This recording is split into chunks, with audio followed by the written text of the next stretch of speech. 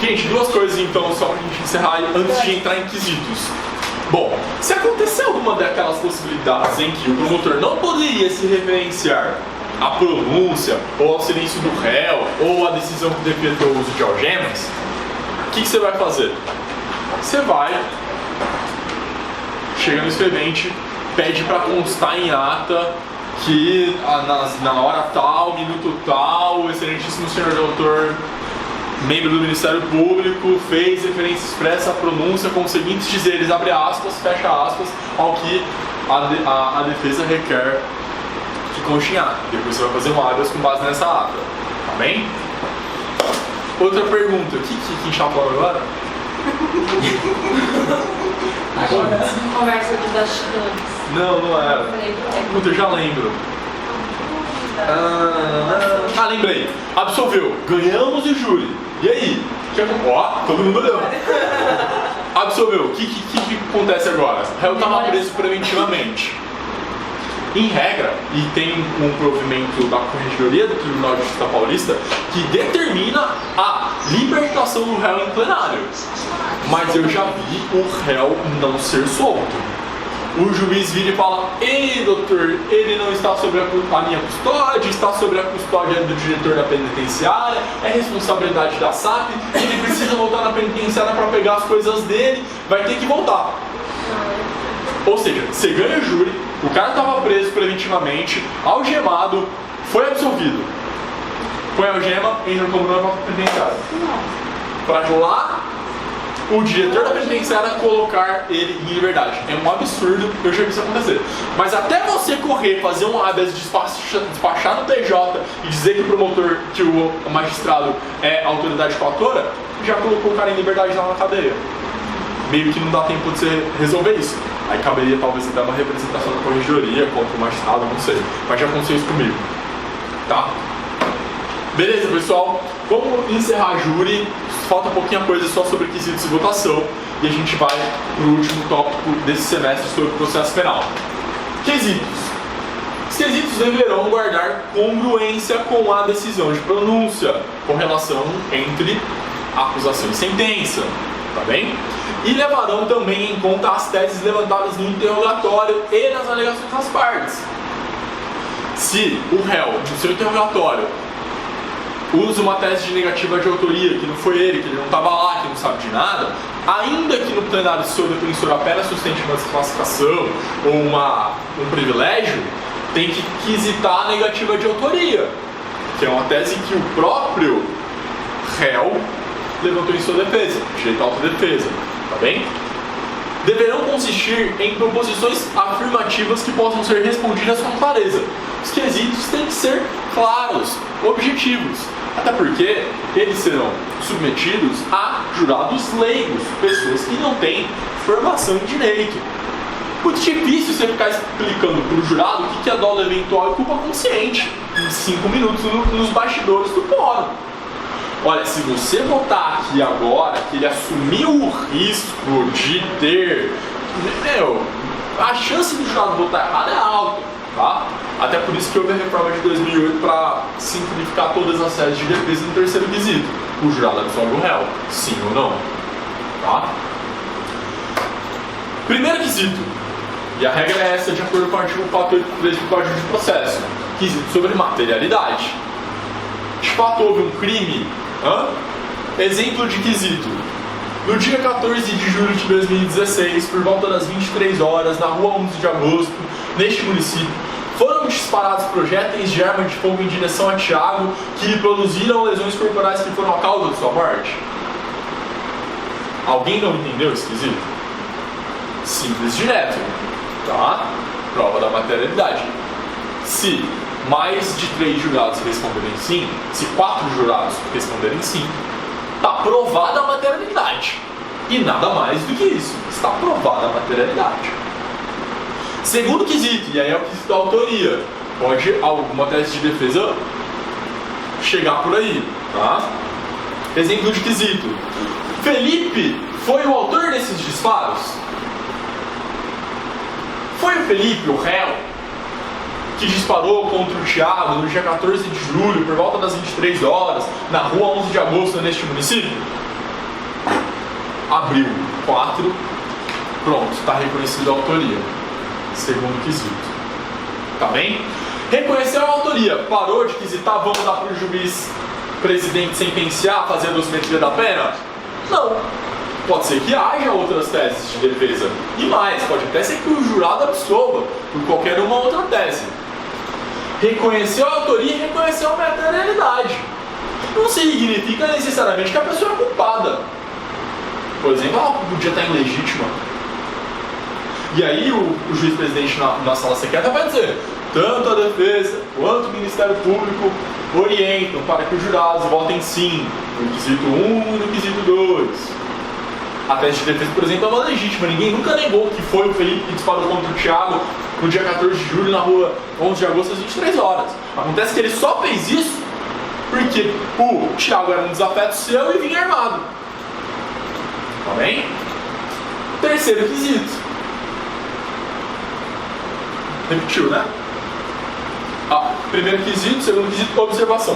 Se a tese for a tentativa ou divergência na tipificação do crime doloso contra a vida, o juiz formulará, em seguida ao segundo quesito, um quesito específico sobre essas questões. Então, se a minha tese de defesa é uma desistência voluntária, por exemplo, ou o reconhecimento da tentativa, fiz o quesito 1, fiz o quesito 2, o juiz vai quesitar o 3, que não é o que está no código, que é o jurado absolve o réu, vai quesitar o Felipe, por circunstâncias alheias à sua vontade consistente na aparição do policial militar Josias, que lhe impediu de efetuar o último disparo, não consumou o seu intento criminoso em razão dessa obstrução? Votou sim, votou não. Tá? Para reconhecer uma tentativa. E aí esse quesito de tentativa ou divergência na tipificação legal, por exemplo, não se tratava de homicídio, mas de infanticídio ou de qualquer outra coisa assim, vem logo após o segundo quesito. E aí, vamos imaginar que nenhuma dessas hipóteses era o caso. Terceiro quesito, quesito genérico. O jurado absolveu, é esse o quesito, não tem que debater. Os outros quesitos todos, o juiz construía, em regra com a ajuda da defesa. E se você não concorda com qualquer dos quesitos, conche em ata e briga. Tá?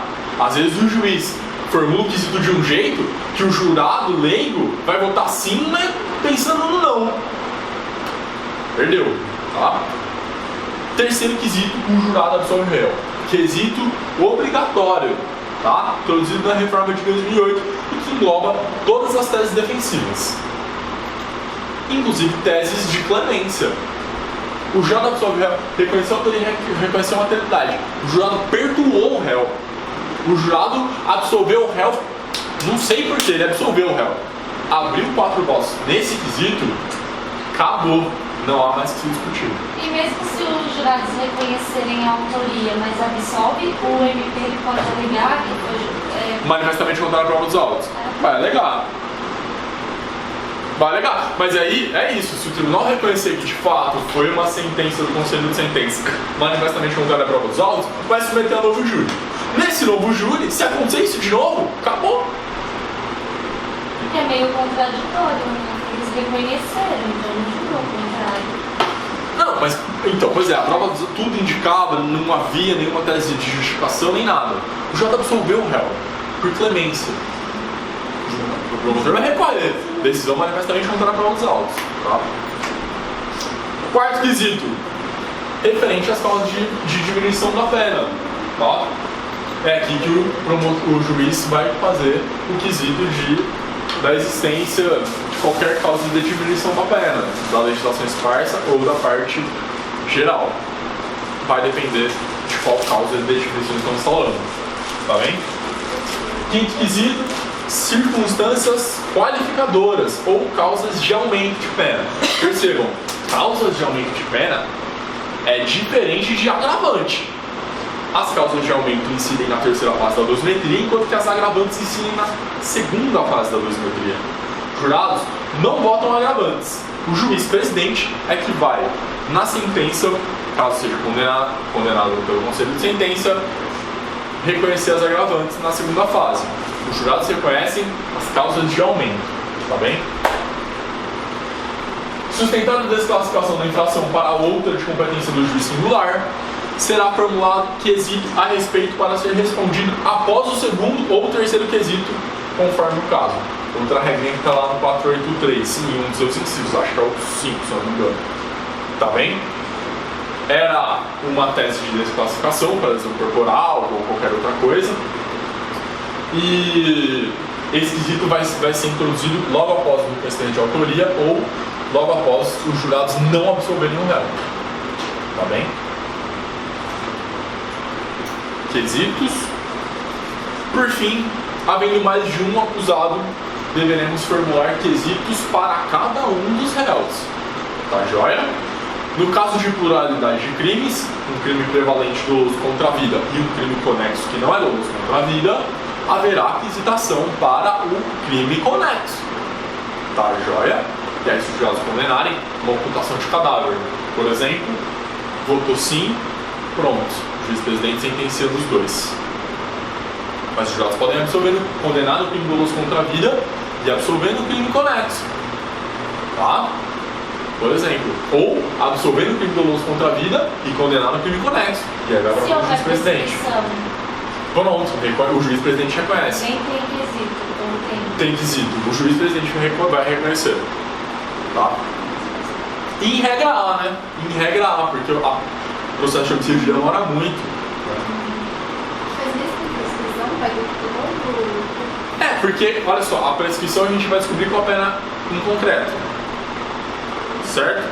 E aí o juiz sentenciante é que vai saber a pena. Os jurados só reconhecem a autoria e a materialidade. Tá? Haverá uma série de quesitos para cada infração. Os quesitos, pessoal, observação, serão lidos em público. O jurado em público.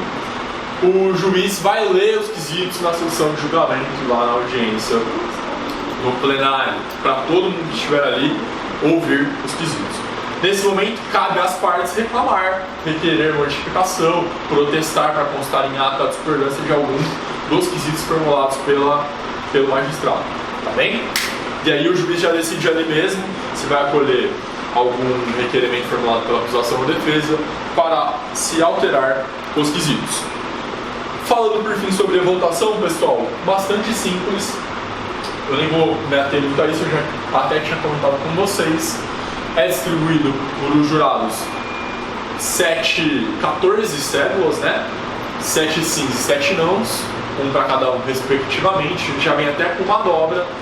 E aí o jurado, na hora que for recolher a urna, passa primeiro uma urna distribuindo, pronto, passa uma urna recolhendo o voto, aí depois passa a urna do descarte, tá?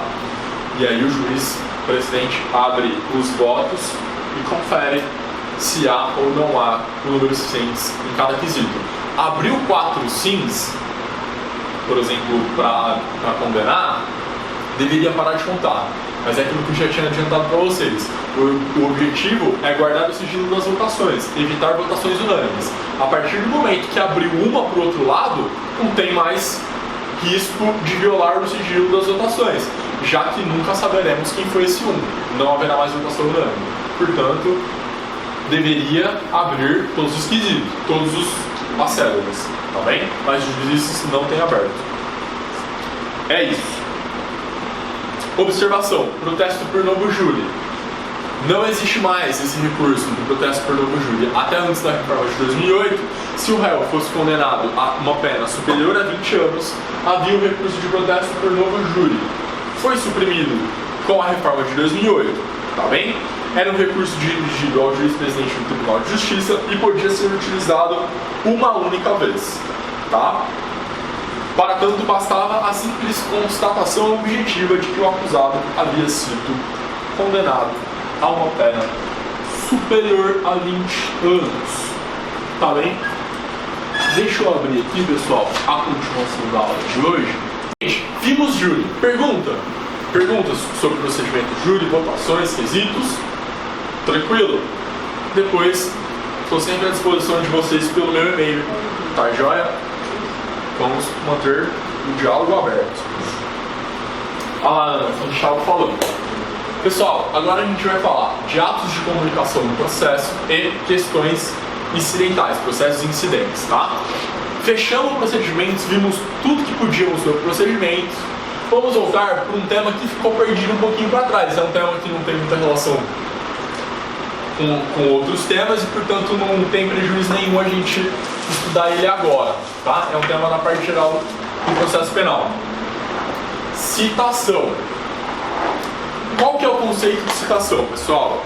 Todo mundo aqui está bastante familiarizado com isso, né? É o ato pelo qual o acusado toma ciência dos termos da acusação, sendo chamado a respondê-la e a comparecer nos atos do processo subsequentes. Tá joia? É o momento que a gente vai angularizar a relação processual. É o momento que o processo vai ter a sua triangulação formada. Tá joia? A citação é a providência essencial à validade do processo. Por isso, a falta de citação válida no processo ocasiona defeito insanável, ocasiona uma nulidade absoluta. Tá joia? A pessoa tem que saber que está sendo processada. Faz parte da ampla defesa do contraditório tomar conhecimento, citar, tomar ciência. Tá bem? E aí, pessoal, a gente tem duas espécies de citação. A citação real e a citação ficta. Citação real, bastante simples. Quando a pessoa acusada recebe em mãos do senhor oficial de justiça a acusação. Ele vai receber o mandado de citação, dizendo que ele está sendo acusado na vara tal, com assinatura do juiz e tudo mais, bem como uma cópia da denúncia em anexo, uma contrafé. Tá joia? Observação.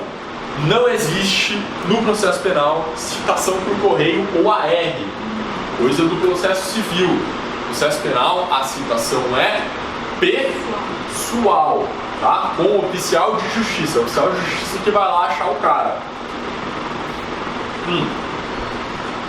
Nem que se falar em citação por telefone ou por e-mail. Quando eu era estagiário da defensoria, eu atendia várias pessoas que eram citadas por telefone. Todo dia apareciam lá, não todo dia, mas toda semana apareciam, o oficial de justiça me ligou, falou que eu estou respondendo a um processo, que eu tenho isso. Ele levou na sua casa? Não levou, então você não foi citado. Vamos ver o que tem para você, tá bem? Não vale citação por telefone. Citação pessoal. Mandado. Artigo 351. A citação far-se-á por mandado quando o réu estiver no território sujeito à jurisdição do juiz em que houver ordenado. Se estiver em outra comarca, vai deprecar a citação para outro juiz, tá bem?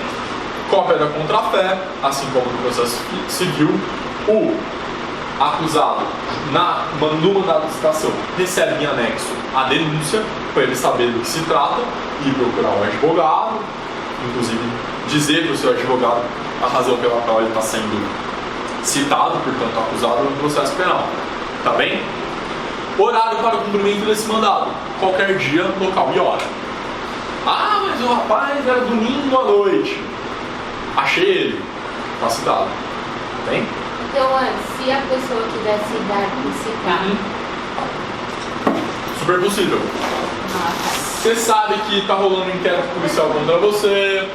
Foi concluído, foi para o Ministério Público. O Ministério Público vai oferecer denúncia. Você sabe disso. Está acompanhando pelo site do Tribunal de Justiça, viu o andamento, expedido o mandado de citação.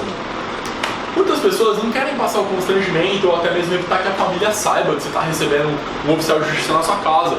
Ou pior, o oficial de justiça te procurar no seu emprego, te expor para as pessoas dali que você está sendo processado criminalmente. Se você sabe disso anteriormente, você vai no fórum e se dá citado no balcão. Ou liga para o oficial de justiça, vai até liga no fórum, pergunta para quem é que foi distribuído esse mandado de citação e pergunta pelo oficial de justiça, marca com ele o local e hora na defensoria, no escritório do seu advogado, para que ele faça a sua citação, para que ele não tenha que te procurar nos endereços que constam no processo, no seu serviço ou na sua casa, tá bem? Super possível, se você tem essa informação, você corre atrás do oficial de justiça. O que, convenhamos, no processo penal não é muito o que acontece, né? As pessoas correm do oficial de justiça, não para o oficial de justiça, não é mesmo? Mas pode acontecer. Ter certeza que não foi uma preventiva. Dá uma consultada antes, né? Aquela investigação básica, ver no sistema que é que tem, que é que não tem, não é mesmo? É isso. Citação pessoal em caso de réu residir em comarca diversa, carta precatória. Em caso de réu residir no exterior, carta rogatória. Tá joia? E aí temos 3 exceções.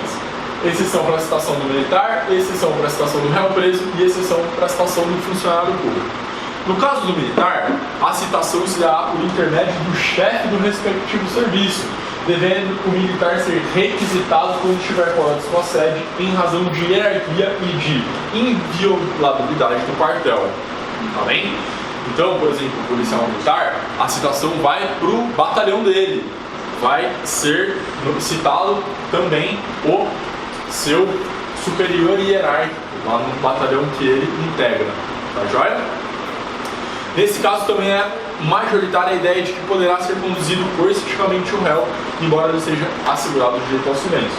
Tá? Citação do réu preso. Ora, fácil encontrar réu preso, né? A gente sabe onde é que o réu preso está. Será citado pessoalmente, sendo esta comunicada ao diretor do estabelecimento prisional para que saiba de sua audiência. Impossível a gente falar em citação por edital de réu preso. Ah, mas ele está preso em Pernambuco. O processo está tramitando em São Paulo.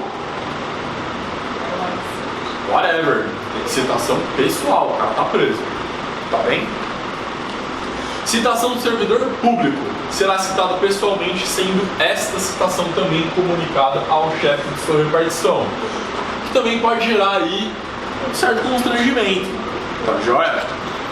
Essa comunicação ao chefe da repartição serve para ele poder ir à audiência e não ter o dia descontado na sua folha de pagamento. Mas se o réu, sabendo que vai ser citado, abre mão da comunicação ao seu superior hierárquico sobre sua responsabilidade de faltar naquele dia ao serviço, tudo bem, tá? O servidor público não quer passar por esse constrangimento do seu chefe, do seu superior hierárquico, saber que ele está sendo processado criminalmente, pode abrir mão dessa comunicação, numa boa. Tá joia? Claro que ele não vai poder alegar isso depois, aquela nulidade do ato citatório, nulidade do processo ab início, porque meu superior hierárquico não foi comunicado. Vale, né? Quando o processo criminal tramitar em tribunal, a gente vai ter uma carta de ordem. Então, veja só, uma citação em comarca diversa, carta precatória. Uma citação no exterior, carta rogatória. Uma citação de um tribunal, em caso de ação penal originária, pessoas que têm foro por prerrogativa de função, esse tribunal vai mandar um juiz de primeira instância determinar que o oficial de justiça cumpra esse mandado de citação. O tribunal faz isso através de carta de ordem. Joia? E aí, pessoal, o que nos traz mais problemas? A citação por edital. O artigo 363, parágrafo 1º diz lá: não sendo encontrado acusado, será procedida a citação por edital. Vocês já conseguem imaginar por que é que a citação por edital traz problemas? Quem é que lê edital, né? Ou jornal de grande circulação, além dos editais que são publicados, não existe isso. É uma citação ficta. Ninguém acredita que você de fato tem conhecimento daquilo. Embora na lei de lavagens há uma previsão excepcional ali que me parece constitucional, mas como não tem nada a ver com o defensor, eu não vou falar. Tá? A citação por edital deverá ocorrer após o esgotamento dos outros meios de localização da pessoa. Fui no primeiro endereço que tem no processo, que ele deu lá no boletim de ocorrência há 5 anos atrás. Obviamente cheguei lá, o oficial de justiça chegou lá para mandar a citação, não morava mais o Adriano, estava morando lá a Dani. Aí a Dani falou: nunca vi Adriano. Mora aqui há 3 anos, não conheço, ninguém nunca procurou por ele aqui. já vou determinar a citação por edital? Não. A gente tem que esgotar os meios de localização dessa pessoa. Como é que o juiz faz isso? Oficiando os órgãos de praxe. Justiça Eleitoral, Receita Federal, Companhia de Força e Luz, operadoras telefônicas, Detran, Casas Bahias. Meu, tem que esgotar. Algum desses órgãos vai te informar o endereço dessa pessoa. Se eu não me engano, a Defensoria atualmente tem acesso a muitos desses sistemas para poder fazer a consulta diretamente. Não é? E aí, às vezes, o próprio defensor aparece com o endereço dessa pessoa. E aí a gente tem que requerer a tentativa de sua citação naquele endereço que não constava nos autos até então. Ou, se há outros endereços nos autos, que se tente sua localização nesses outros endereços. Tá? Citação por edital tem que ser a última opção para o processo. Tá bem? HC 49348-MG, presidente do STJ, que garante esta possibilidade. Mas, sobre citação por edital, segundo a redação do artigo 366, e aí nesse artigo a gente vai ter algumas polêmicas, uma vez citado por edital, se o réu não comparecer e nem constituir advogado, suspende-se o processo e o prazo prescricional por tempo indeterminado. E esse é o maior problema. O 366 vai dizer, quando há citação ficta, o que eu faço? Bom, suspendo o processo, não dá para processar um ausente. Eu não posso determinar que seja constituído um defensor da ativa ou um defensor público para uma pessoa que foi citada por edital. Essa pessoa não pode ser processada sem conhecimento. Tá joia? O que o juiz faz? Suspende o processo e suspende o prazo prescricional. Por quanto tempo eu suspendo esse processo? Vai dizer o STF, por tempo indeterminado. Perspicazmente, alguém critica essa possibilidade de suspensão indeterminada da prescrição. Tá bem? Olha lá o que o Ori fala. Existem pelo menos 3 obstáculos à suspensão por prazo indeterminado da prescrição, de ordem constitucional, processual e penal. A solução é suspender o processo e a prescrição, mas nesse último caso por um período determinado. O período da pena máxima em abstrato que regula a prescrição. Fundamento constitucional, presunção de inocência, duração razoável do processo, devido processo legal. Fundamento processual, as testemunhas esquecem, as provas perecem, as provas desaparecem com o decurso do tempo. Fundamento penal, uma pena aplicada daqui a 30 anos, 40 anos, não tem nenhum fundamento. Observação, não que a pena tenha fundamento que a gente acredite, não é mesmo? Já superamos a desestimação das penas. Mas é um argumento penal. Você vai punir uma pessoa daqui a 40 anos, não é mesmo? Isso é aceito, né? Essa tese de prescrição com base na suspensão por prazo da pena. Então, é médio, a gente vai ver isso agora. Tem uma súmula da STJ, que é a súmula 415, e que diz o seguinte: o período de suspensão do prazo prescricional é regulado pelo máximo da pena combinada. O que o STJ tentou fazer? O prazo prescricional ficaria suspenso pelo 366 de acordo com a pena máxima combinada em abstrato. Após a prescrição, passaria a correr normalmente. Então, vamos dizer, pena de 1 ano prescreve em 3, né? Ficou o processo suspenso por 3 anos. Fim desses 3 anos, volta a correr a prescrição por mais 3 anos. Portanto, é uma prescrição em dobro. Percebe? Eu vou manter os processos suspensos do 366 pelo prazo da prescrição regulada pela pena máxima em abstrato e depois volto o fluxo pela pena máxima em abstrato. Entendeu? Mas essas teses são aceitas. Se eu observar os dois prazos, mostrei e demonstrei. O STF não aceita.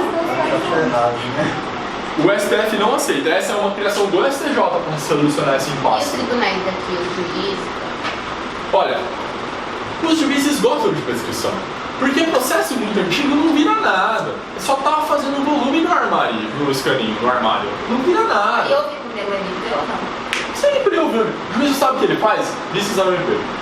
Foi isso que fizeram. Que o meu caso é exatamente dessa súmula. Fizeram isso, listas ao O MP. juiz não sabe o que ele vai fazer? Lista ao MP. Aí o MP vai rebolar lá, tipo, aí o MP malandramente, aqui por engano, nada a requerer. Aí volta a bomba pro juiz. Entendeu? Já vi isso também. Show? Entenderam a súmula 415?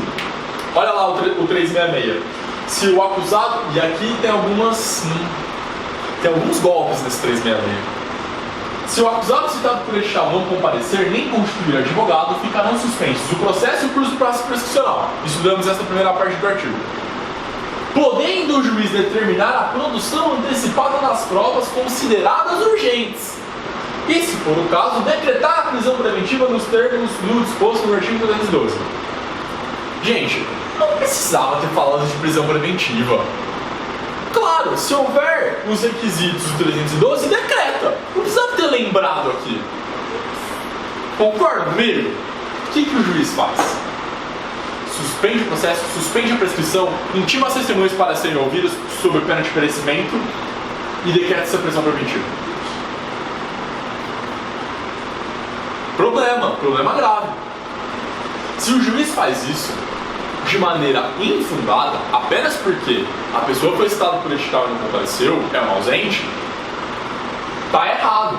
Súmula 455 do STJ. A decisão que determina a produção antecipada de provas com base no 366 deve ser concretamente fundamentada, não justificando unicamente o decurso do tempo. Eu não sei por quanto tempo esse processo vai ficar. Pode ser uma semana, um mês, 2 meses, 3 meses, 30 anos. Tá joia? O juiz só vai determinar a produção antecipada da prova se, por exemplo, for o caso de uma testemunha em estado terminal na UTI. Tem que ouvir ela agora. Ela vai morrer. Tudo indica. Ou é um senhor de muita idade, não sei, qualquer fato concreto que fundamente essa produção antecipada de provas não pode determinar a produção antecipada de provas só porque suspendeu o processo. Beleza? Muito comum isso. Dá para ganhar vários habeas no STJ com essa tese. Principalmente em processos do júri. Que costuma, o cara some. E aí fica subido um tempão, prende o cara lá depois de 4 anos, 5 anos.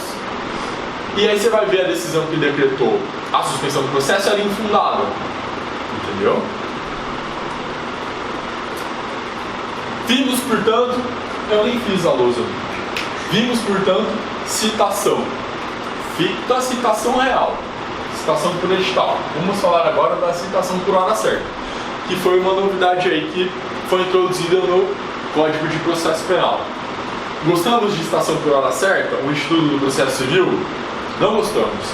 Por que não? Porque também é uma espécie de citação fita. E também permite o processamento de um ausente. Não é o ideal, tá? E a citação por edital tem uma peculiaridade muito triste, muito difícil de lidar. Tá tudo na mão do oficial de justiça. É o oficial de justiça que, com fundada suspeita, vai determinar a citação por hora certa. Fui lá mais de 2 vezes, em horários diferentes. Percebi que o réu está se excusando de receber o mandado de citação. Marquei de hora para ir citá-lo. Se ele não estiver lá, está dada a citação por hora certa. Complicado isso, tá bem? O que o Auri vai dizer? A gente vai passar para o próximo slide. Ele vai dizer que a gente faz a citação por hora certa, o cara não apareceu, não constituiu o advogado, se manteve inativo no processo, faz a citação por edital. Não apareceu mais uma vez, suspende no 366. Entendeu? Porque se na citação por edital você declara o cara citado e constitui um defensor público para ele ou um advogado dativo, essa defesa vai ser pro forma. E o cara, às vezes, sequer sabe que está sendo processado. Grave cerceamento de defesa. Tá bem? Artigo 362. Está disciplinando a citação por hora certa. Verificando que o réu se oculta para não ser citado, o oficial de justiça certificará a ocorrência e procederá à citação com hora certa na forma estabelecida. E essa certidão tem que ser minuciosa, demonstrando por que é que aquele oficial de justiça acredita que o réu está se ocultando. Tá bem? Sob pena de nulidade. Isso tem que passar por um controle muito rígido do magistrado, para a gente não processar um ausente. Consequência da citação por hora certa é mais grave para o réu do que a citação por edital. Que na citação por edital a gente vai suspender pelo 366. Na citação por hora certa, morre o cara. Nomeia um dativo aí e bora.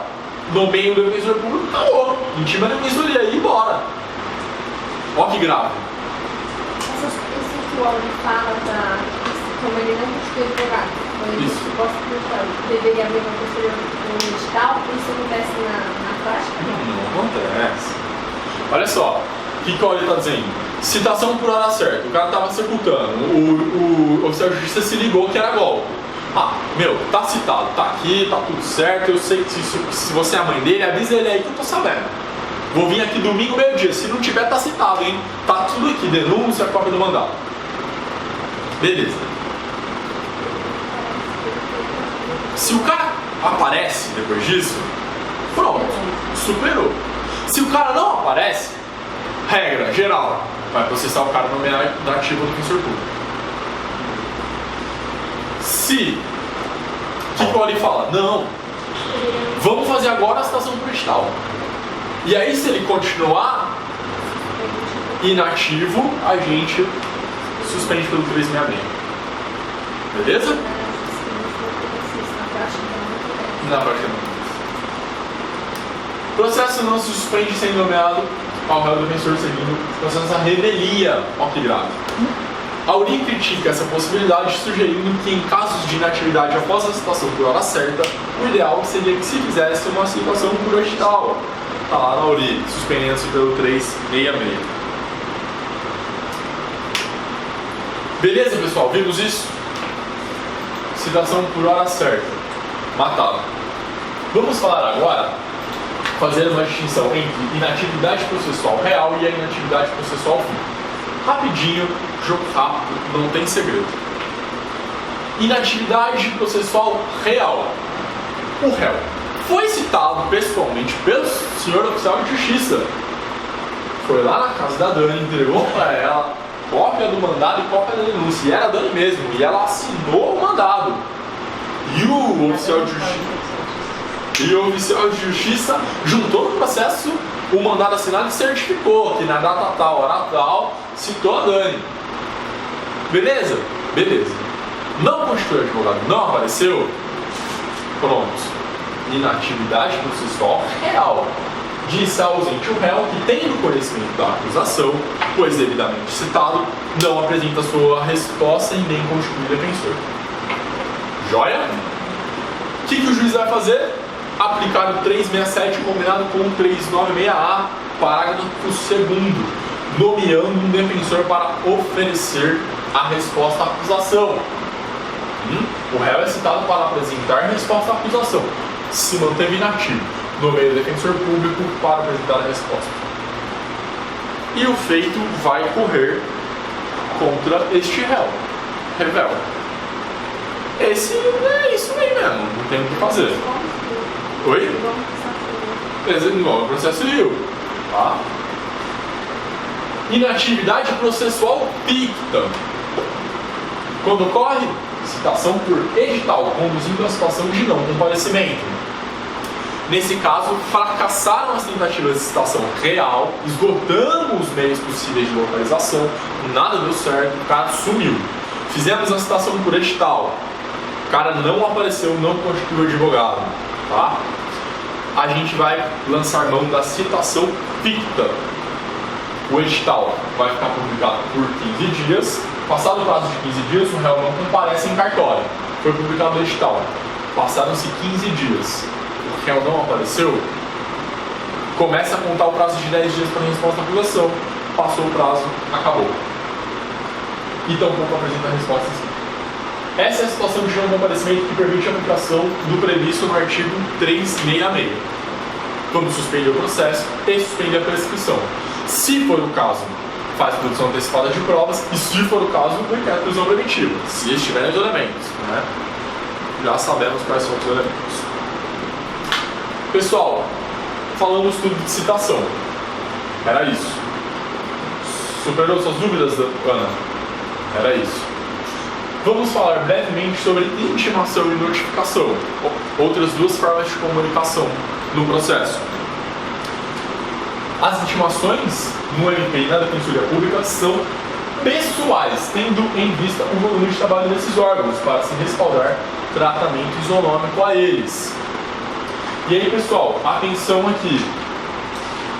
Havia uma corrente que dizia que, embora o defensor público fosse citado pessoalmente, ele não tinha que receber carga do processo. A remessa dos autos fisicamente. Tem sim, o STF já decidiu isso, habeas corpus 125270, a Defensoria Pública tem a prerrogativa de ser citada pessoalmente com a remessa dos autos. Tá bem? Vai abrir uma vista, vai mandar o processo para a Defensoria Pública. Superada essa questão. Há ainda alguns doutrinadores que defendem o contrário, tá? Também será intimado pessoalmente o advogado dativo, defensor nomeado, visto que suas funções se assemelham às do defensor. Mas nesse caso, o dativo não receberá a remessa dos autos. Essa é a diferença. Alguém aqui já foi dativo no criminal? Já? É isso aí, né? Recebe um mandado, o oficial vai até o seu escritório, te dá a cópia do mandado, te intima pessoalmente, mas não te leva o processo, diferentemente da Defensoria Pública. Tá joia? Intimação do advogado constituído pelo réu, clássico, todo mundo aqui sabe, imprensa oficial, você vai receber lá pelo seu sisteminha da OAB. Imprensa do Diário Oficial de Justiça. Observação: os prazos processuais são contados de maneira diferente dos lapsos penais. Prazos processuais, exclui-se o dia do início e inclui-se o dia do final.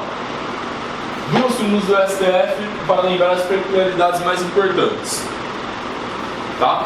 Tá na sequência súmulas. Gente, efeitos da revelia no processo penal. Observação rápida e simples. Diferentemente do processo civil, no processo penal não se presumirão verdadeiros os fatos decorrentes da revelia. Né? Declarada a revelia do acusado, os efeitos serão de não ser mais intimados para comparecimento dos atos. Ele pode ir. O advogado dele vai estar sabendo, vai estar acompanhando o processo pela internet, seja do jeito que for. A audiência dele, ele foi revel, não compareceu quando intimado alguma vez, vai deixar de ser intimado. Mas poderá continuar comparecendo a todos os atos. A revelia poderá implicar uma quebra de fiança, eventualmente se ele estava em liberdade provisória com fiança, tá?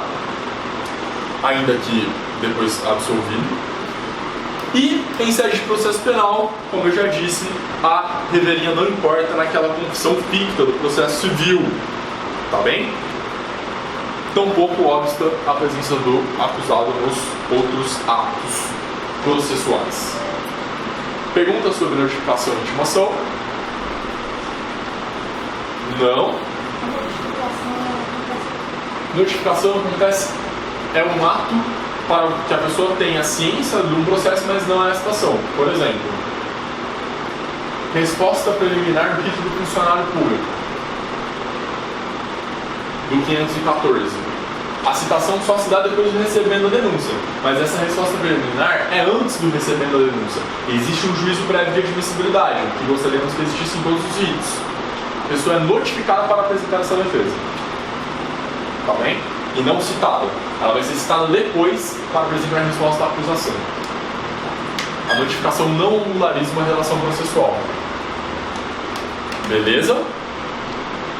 Gente, vamos falar agora, breve, algumas questões de processos incidentais. Tá bem? E esse é o nosso último tópico da matéria de processo penal.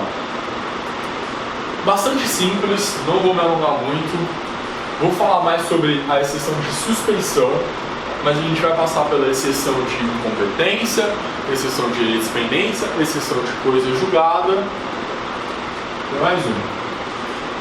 E a gente vai matar esse assunto. Antes de ver as exceções, que são os processos incidentes, a gente vai ver a diferença com questões prejudiciais. Questões prejudiciais e questões incidentais, tá bem? Duas coisas diferentes. A primeira coisa que a gente vai ver, questões prejudiciais, depois veremos questões incidentais, em regra, as exceções. Joia? Questões prejudiciais ocorrem quando a prova da existência do crime depende de decisão prévia. Vejam só vocês, para que o juiz penal possa delimitar a configuração típica da conduta, ele precisa de que uma outra decisão judicial seja proferida. Para que aquele tipo penal se aperfeiçoe, eu preciso que exista uma decisão judicial pretérita. Tá bem? Uma decisão prévia. Uma questão controversa, séria e fundada na esfera civil sobre o estado civil das pessoas. Por exemplo, o que essa questão prévia vai fazer acontecer com o nosso processo penal? Impedir que o juízo do processo penal conheça da acusação. Esse processo penal não vai andar até que essa questão prejudicial seja decidida no outro âmbito. Joia? Depois que o juízo do outro âmbito decidir sobre essa questão prejudicial, é que a marcha do processo penal vai seguir. A prejudicialidade não existe nessa impossibilidade de uma correta decisão penal. Não pode o juiz penal dar uma decisão que depois venha a conflitar com a decisão do outro âmbito. Para que isso não ocorra, a gente suspende o processo penal até que essa questão prejudicial seja resolvida. E essa questão prejudicial poderá ser facultativa ou obrigatória. Tá bem? Vamos falar sobre cada uma delas. Prejudicialidade obrigatória. Está lá no artigo 92. A existência do crime depende de prévia jurisdição extrapenal. O processo penal será suspenso, consequentemente sua prescrição, até que a controvérsia seja dirimida com sentença transitada em julgado. Vamos evitar decisões judiciais conflitantes. Tá joia? Se tem uma questão prejudicial dependente, que ela se resolva e depois a gente processa no penal. Para isso, suspendemos o processo e sua prescrição. Exemplo clássico: crime de bigamia. Eu não sei porquê, mas as pessoas se casam. E tem gente que se casa mais de uma vez. Ao mesmo tempo. E aí é crime. Casar não tem problema nenhum, eu acho. Case você quantas vezes você quiser. Mas se você se casar duas vezes, estados diferentes, por exemplo, você vai cometer um crime de bigamia. Aí você se pergunta, nossa, mas que antiquado, né? Bigamia. É um pouco antiquado? É, sim. Mas o que está tentando ser protegido aí é o registro público. Que a pessoa, quando se casa, pode incorporar o nome do cônjuge. E aí, se a pessoa se casa várias vezes, ela consegue ter vários nomes. Com vários nomes, ela consegue praticar vários crimes. Né? Basta você ser um pouquinho brasileiro, sua mente vai se expandir nesse universo. Não é? Não tô dando ideia, hein? Mas tá todo mundo oriçado pra casar agora. Né? É. Tô te vendo. Depois eu vou deixar meu cartão aí. Ok, outro exemplo. Crime de sonegação fiscal. É necessário que haja a constituição do débito em definitivo, para depois haver o processamento por sonegação. Joia? Há uma questão judicial que precisa ser dirimida antes do esgotamento da jurisdição penal. Suspendemos o processo penal e o seu prazo de prescrição. Show?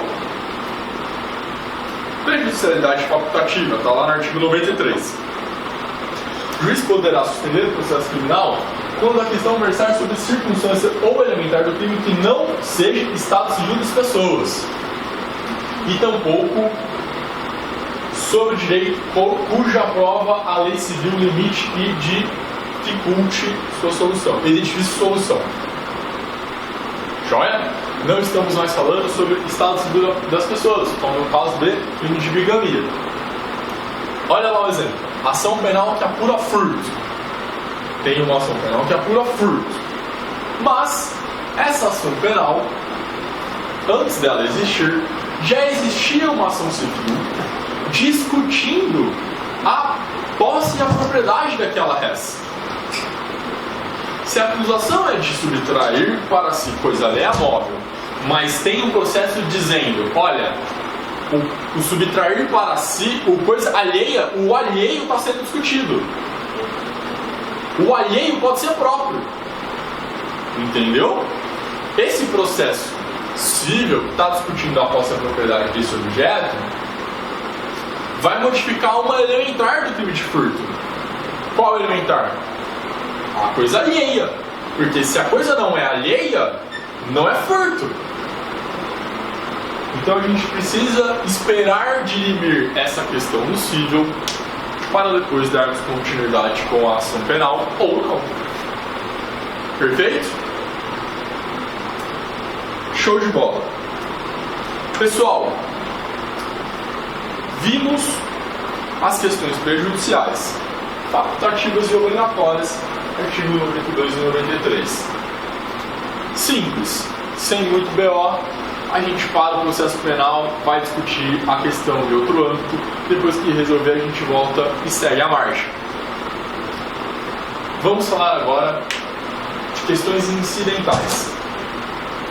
E vamos falar, por uma questão de estratégia com o cronograma, das exceções processuais, que são matérias de defesa indireta. Tá bem? Exceções são formas de defesa indireta. A gente não está dizendo que não há prova de autoria ou de materialidade, ou que o fato não é típico, antijurídico e nem culpável ou punível. Está dizendo outra coisa. A gente está dizendo que o juiz não pode julgar esse caso, que esse promotor não pode atuar ali, que eu já fui processado por esse caso e fui absolvido, ou que eu já estou sendo processado por esse caso em outros autos. Eu vou resistir àquela pretensão acusatória por uma via indireta, por essas exceções. Joia? Estão lá previstas no artigo 95 a 112 e podem ser alegadas e devem ser alegadas na resposta à acusação, artigo 396A. Podem ser, porque algumas são matérias de ordem pública que podem ser reconhecidas a qualquer tempo, como, por exemplo, a exceção de incompetência do juízo por uma questão de competência absoluta. Tá, joia? São autuadas em apartados, podendo ser opostas por escrito ou verbalmente, e, como regra, não suspendem o andamento do processo, podendo ser conhecidas de ofício pelo juiz em qualquer fase. Tá bem? Recipiente é aquela parte que faz a exceção, e excepto é a parte contrária e objeto da exceção. Excepto é o juiz suspeito e não o Ministério Público. Tá bem? A gente vai tratar dessas 5 exceções aqui. Exceção de suspeição, exceção de competência, exceção de litisπendência, de legitimidade e de coisa julgada. E com isso, a gente vai poder dizer que venceu o conteúdo de processo penal do semestre. Estamos chegando lá, pessoal. Vai dar tudo certo. Confia. Exceção de suspeição. Veja, imagine você, jovem gafanhoto, que você é um político que está sendo processado em determinada vara e que o juiz dessa determinada vara parece muito íntimo dos seus principais inimigos políticos. Eu te pergunto, jovem gafanhoto, Você gostaria de ser julgado por este juiz? Sim, né? Percebem? Gente, nessa foto aqui, dá pra ver nitidamente o Moro com Écio Neves, Geraldo Alckmin, Michel Temer. Quem que é esse daqui mesmo? Era o Abílio Diniz. Meu, pessoas declaradamente inimigos políticos de Lula. Como é que o juiz que se propõe a julgar alguém se confraterniza com os seus principais inimigos políticos? Não dá. Quer dizer, eu acho que não dá, né? Ele tá dando. Nesse caso, a defesa de Lula já arguiu diversas exceções de suspeições contra o juiz Moro. Mesmo assim, o tribunal não reconhece. E arguiu novamente, agora em dezembro, após essa fatídica foto. O advogado dele é nada mais, nada menos do que Juarez Serino dos Santos, o mestre dos mestres. Não é? E, mais uma vez, a defesa do ex-presidente Lula levou essa questão para o TRF4 para eles decidirem se o juiz da causa pode se confraternizar com seus inimigos políticos. Porque se puder, gente, tá grave. E tem jurisprudência no sentido que não pode. Se vocês procurarem a peça dessa arguição de suspeição, dessa nova arguição de suspeição, tá disponível lá na Conjur. Eu vi lá, eu ia colocar aqui, mas ainda dá tempo pra gente ler. E, pô, muito legal. Vi uma peça que o Juarez Serino assinou, eu acho que é relevante. Se eu puder, procurem na Conjur. Não só o Juarez Serino, o Roberto Teixeira também, já que esqueci o terceiro escritório.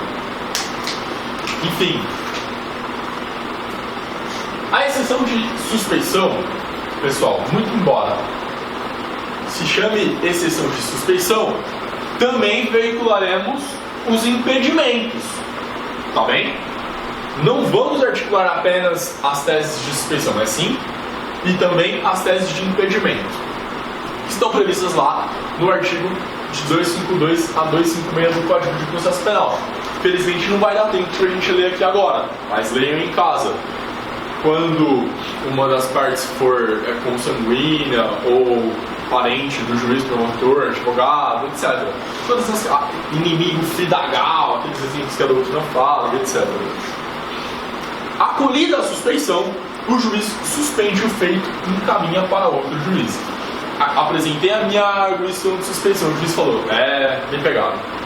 Eu sou do PSDB mesmo, não consigo negar, não tenho como julgar ninguém do PT porque somos inimigos. Não vou mais processar vocês, vou mandar para outro juiz. Pronto, resolveu a questão. Não admitida a arguição de suspeição, o próprio juiz apresentará uma resposta em até 3 dias, podendo instruir essa resposta. Ele meio que vai contestar essa parada, tá bem? Ele vai responder. Digamos que a petição inicial seja a arguição de suspeição, veio uma contestação que é essa resposta do juízo, em até 3 dias, onde ele vai poder arrolar testemunhas e juntar documentos. Esse expediente todo, que é apensado nos autos principais, em apartado, é remetido para o tribunal competente. E aquele tribunal vai julgar a arguição de suspeição. O que está acontecendo aqui? É a Dani. Pode haver suspeição do feito principal, gente. Imaginem vocês que é um caso, porque em regra não suspende o andamento do processo principal, a arguição de suspeição. Mas o cara tá te processando, sequestrando seus bens, pode decretar sua prisão preventiva a qualquer momento, ele é teu inimigo, ou no mínimo amigo dos teus inimigos. O que você faz?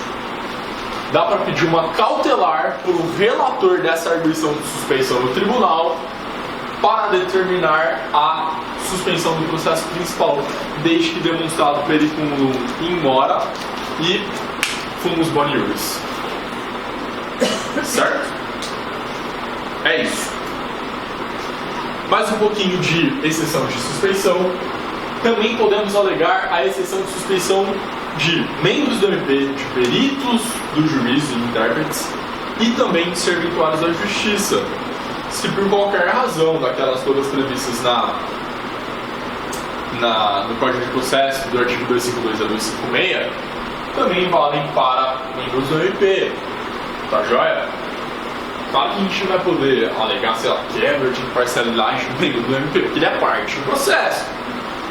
Mas se o membro do MP é teu inimigo, ou sei lá, ele dá palestras no Brasil inteiro dizendo que vai acabar com o teu partido, acho que dá pra se erguer uma suspensão desse membro do MP, de repente. Entendeu? Em caso de suspensão do MP ou outros que estão no processo, não vamos remeter este apenso em apartado de arguição de suspensão para o tribunal. É o juiz mesmo que julga. Tá joia? Não pode ser alegada suspensão de autoridades policiais. Problema, hein? O Código de Processo diz que a gente não pode fazer a arguição de suspeição das autoridades policiais. Mas diz que elas podem se declarar suspeitas. Não faz sentido. Se ele é suspeito, a gente tem que ter uma forma de controle disso. Não posso ficar dependendo da boa vontade do delegado. O Pauli vai dizer que isso é substancialmente inconstitucional. Não, eu tenho que poder arguir a suspeição do delegado. Se ele é meu inimigo, eu não quero que ele presida meu inquérito. Ah, mas não há nulidade de inquérito, o inquérito é dispensável, é uma mera peça informativa. Sim, tudo bem, mas com base no que está colhido no inquérito, posso ter contra mim decretado uma prisão preventiva, sequestro dos meus bens. Ora, é grave. Portanto, tem que haver um mínimo controle de legalidade do que ocorre ali. Não é a casa da mãe João, o inquérito não não escapa ao controle de legalidade. Não pode ser. Se for, a gente está ferrado. Tá bem? Pergunta sobre as arguições de suspeição. Dúvidas? Ok. Vamos falar um pouquinho sobre a exceção de incompetência do juízo. Olha lá. A gente já teve jurisdição de competência. Eu até falei um pouco sobre isso. Vamos dar uma recapitulada. É aqui que a gente vai falar sobre isso, gente. A exceção de incompetência, se for material, pode convalidar. Mas se for absoluta, não vai convalidar. Mas se for uma outra incompetência, a gente tem que arguir na primeira oportunidade, senão ela se convalida. Predomina o entendimento de que a incompetência em razão do lugar é relativa e deve ser alegada pelo réu na resposta à acusação, sob pena de preclusão. Tá bem? A competência em razão da pessoa e matéria, que são competências absolutas, poderão ser conhecidas a qualquer momento, inclusive de ofício. Tá? Mais uma vez, a exceção de incompetência será processada em apartado e poderá prever a oportunidade de manifestação da outra parte. A exceção de incompetência o próprio juiz vai decidir.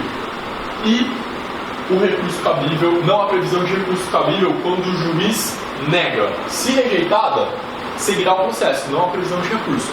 Mas se acolhida, cabe reze. Como não há previsão de nenhum recurso se for rejeitada, vamos usar o tão conhecido remédio heróico, habeas corpus, não é mesmo? Dúvidas sobre exceção de incompetência? Julgado pelo juiz, processado em apertado, possibilidade de manifestação da outra parte, se acolhida, cabe reze, se rejeitada, habeas corpus. Beleza? Litispendência, exceção de litispendência. É, mais uma vez, um conceito do processo civil. Pauli, mais uma vez, critica essa importação de conceitos. A gente não tem que falar em litispendência, a gente tem que falar em duplicidade de acusações. Litispendência, não tem lite. Como assim? Conflito de interesses qualificados por uma pretensão resistida. Isso é um conceito do processo civil. Aqui a gente tem outra coisa, a gente tem pretensão acusatória. Tá bem? Não tem conflito de interesses, tem pretensão acusatória. todo departamento, todo nível, entendeu? Duplicidade de acusações contra o mesmo réu pelo mesmo fato. Isso é litispendência. Vamos arguir uma exceção de litispendência. Permanecerá aquele juízo em que tiver a competência prevalente. Quando haverá competência prevalente, também já vimos casos de prevenção ou por qualquer outro dos critérios de fixação de competência concorrente. Joia? Ou sendo processado por, sei lá, algum crime continuado, ou, sei lá, por um fato que foi numa comarca contígua, Osasco, São Paulo. Foi instaurado um processo em São Paulo e outro em Osasco, mas o de São Paulo despachou primeiro, está paramento. Se eu começar a ser processado pelo mesmo fato em Osasco, porque a perseguição foi por ali, coisa e tal, não sei o que, haverá litispendência. Vamos arguir essa exceção. Mais uma vez, mesmo procedimento, apenso em apartado, possibilidade de manifestação da outra parte, o juiz que decide, se acolhida cabe reze, se rejeitada não tem previsão, vai de habeas corpus. Beleza? E se for uma ação pública, ação privada e foi invertido o autor e o réu, pode também ocorrer litispendência? Nos deixa eu me expressar melhor. Houve uma ação contra você, vou lá fazer a representação para assumir o processo. Certo. Aí você vai e faz a mesma coisa contra mim. Vai haver litispendência? Não, veja só. Não sei. A gente brigou. Te bati e você me bateu. Tá? Esses fatos serão processados em um processo só. Correto? O Ministério Público vai decidir aí depois quem é a vítima e quem não é. Vai depender da prova, disso e daquilo. Como teste de defesa você vai poder dizer. Vamos supor, se você for o primeiro, faz a representação, iniciou o processo, beleza. Aí passa um tempo, eu vou lá e faço também. Mas aí eu faço olhando que você me bateu. Pelos mesmos fatos? Pelos mesmos fatos. Não é a mesma experiência, porque tem que haver duplicidade de acusações. Nesse caso, você não está respondendo a duas ações, correto? Uma você é autor, outra você é réu. Entendeu? Poderia dar um conflito, sim. Poderia. Esses processos têm que ser julgados juntos, têm que ser unificados. São conexos. Beleza? Fechou! Pessoal, penúltima exceção da nossa vida.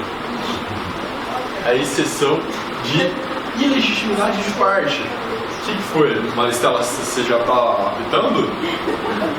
É isso mesmo, produção? Não, a gente tem que terminar a matéria, fiquem aí.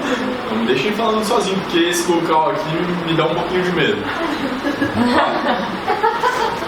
Exceção de legitimidade de parte. Pode ser oposta pela defesa contra o acusador. Exemplo, exceção de ilegitimidade ativa. Olha lá, é um crime de ação penal pública e eu estou sendo processado por um querelante. Está errado. Não é possível. Tá bem?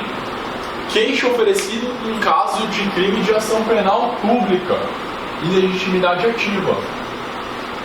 A gente vai arguir uma exceção de legitimidade de parte nesse caso? Não. A gente vai fazer uma habeas corpus de tratamento. Muito mais rápido. Tá? Do que uma exceção. Mas também dá certo. O correto também é uma exceção de legitimidade. Pode ser oposta pela defesa ou pode ser conhecida de ofício pelo juiz a qualquer momento. Em regra, o juiz vai dar a canetada falando: não recebo, rejeito liminarmente a peça acusatória por legitimidade ativa. Vai ser isso que vai acontecer. Tá bem? Se essa peça acusatória for... mais uma vez, o procedimento é o mesmo de todos os outros procedimentos que a gente viu, exceto a exceção. Se acolhida, vai caber reze, se rejeitada não há uma previsão legal, vamos de HC. Beleza?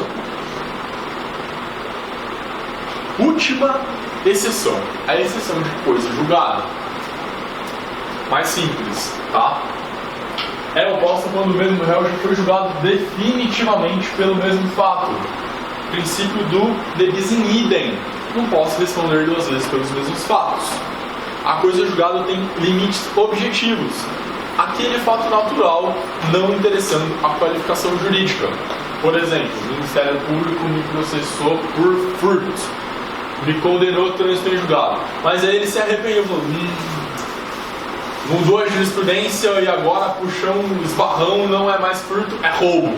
Aí ele vai lá e me processa de novo por roubo. Eu não fui processado por roubo ainda. Fui só processado por furto. O Ministério Público pode me processar de novo? Não, porque é o mesmo fato natural. O que faz coisa julgada é o fato natural. Os limites objetivos da coisa julgada estão no fato natural e não na sua qualificação jurídica. Tá bem? A gente vai ter os limites objetivos, que são os fatos naturais, e subjetivos, identidade do acusado. Poderá ser também formal. Uma coisa julgada formal, irrecorribilidade de decisão, preclusão ou material, imutabilidade da decisão, por questão exterior de seus efeitos. Só é a diferença. Sendo que a segunda pressupõe a primeira. Sempre que houver uma coisa julgada material, ela também fez coisa julgada formal. Quando houver uma coisa julgada formal, não vai ter feito uma coisa julgada material. Tá bem? Eu posso arguir uma exceção de suspeição, tanto por coisa julgada formal, quanto por coisa julgada material. Tá bem? Coisa julgada no processo penal somente produz a plenitude de seus efeitos, isto é, se torna definitivamente imutável em relação às sentenças absolutórias. Não existe revisão criminal pró-sociedade. Fui absolvido, fez coisa julgada material, não interessa, não poderei nunca mais ser processado por estes fatos, ainda que uma nova prova surja e contraria aquela coisa julgada material. Tá bem? Não existe revisão criminal pró-sociedade. Vai lá no artigo 621, revisão criminal e subsequentes. Gente, acabamos. Coloquei essa frase aqui pra gente. Gosto muito dessa frase, eu acho que tem tudo a ver com o curso que a gente está construindo junto, né? Esse é o nosso primeiro semestre, ainda há um segundo semestre. Sonho que se sonha só é só um sonho que se sonha só, mas sonho que se sonha junto é a realidade. E a gente está aqui para fazer a realidade dessa aprovação de vocês, para que a gente consiga sempre conquistar a liberdade do máximo de pessoas possíveis, transformar essa sociedade menos desigual, mais justa, mais solidária e mais livre. Espero que eu possa ter contribuído em alguma medida com vocês. Eu fui a pessoa que mais aprendeu, com certeza, neste curso de processo penal. Eu tive que me preparar bastante, tive que estudar bastante. Peço desculpas a todos e todas por eventuais equívocos, mas eu me esforcei para que a gente pudesse junto transformar esse sonho em realidade. Espero que a gente consiga. Muito obrigado, gente.